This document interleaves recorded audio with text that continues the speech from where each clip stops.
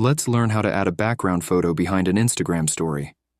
If you want to put an image as the background on your story but don't know how, you don't need to worry anymore. After watching this video, you'll know how to do it. The first thing you need to do is open the Instagram app. When you open Instagram, you'll be on the home page, but you don't need to be there. You need to be on the page where your profile is located.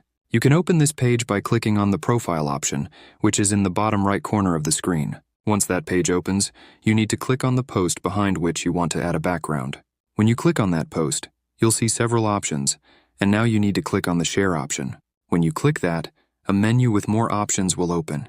In that menu, you need to click on the Add to Story option, which is the third one. When you click that, you'll see that the story has an unattractive background.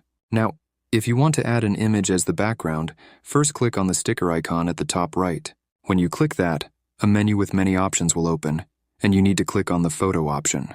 When you click that, a page will open where you need to choose which image you want to add as the background.